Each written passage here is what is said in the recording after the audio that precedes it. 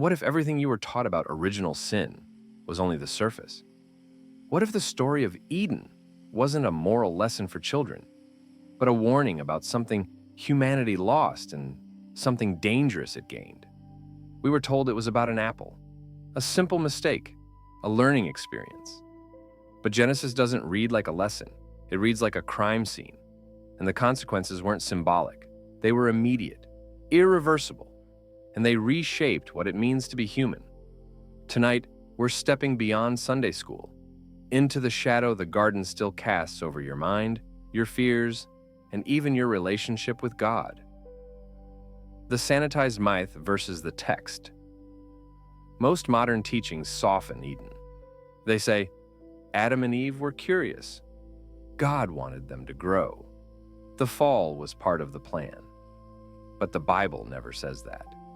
Genesis describes a rupture, not a lesson. The moment they eat, God doesn't congratulate them for growth. He interrogates them.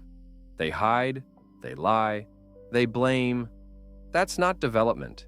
That's psychological collapse.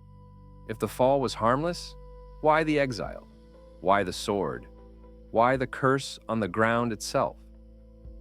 Something far more serious happened. Immediate catastrophic consequences. Notice the speed of judgment. No delay, no rehabilitation, no second chance inside Eden. They are expelled. The ground turns hostile. Pain enters childbirth. Toil becomes mandatory. Death becomes inevitable. This wasn't God being petty. This was containment. Because Eden wasn't just a place. It was a controlled environment where humans existed without fear, without shame, without internal division. Once that internal division appeared, they could no longer stay.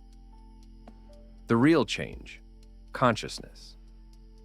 Here's the part most people avoid. Genesis says, "Then the eyes of both of them were opened." Open to what? Not intelligence, not morality. They already walked with God. They were open to self-awareness, separated from trust.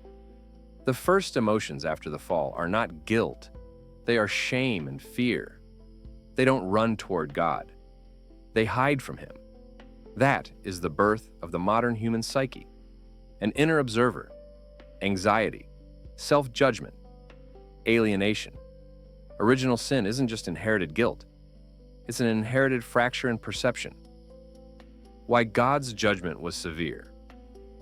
Here's where people get uncomfortable.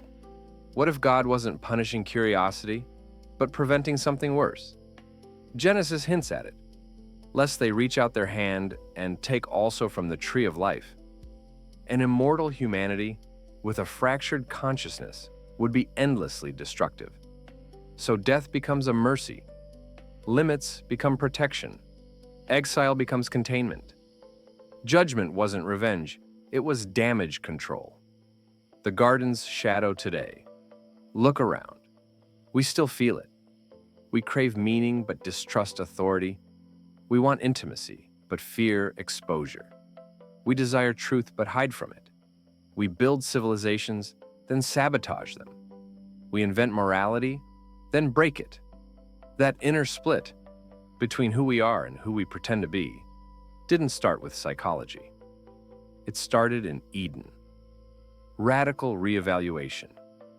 So ask yourself this: if original sin isn't just a bad action, but a corrupted mode of being, then salvation isn't just forgiveness.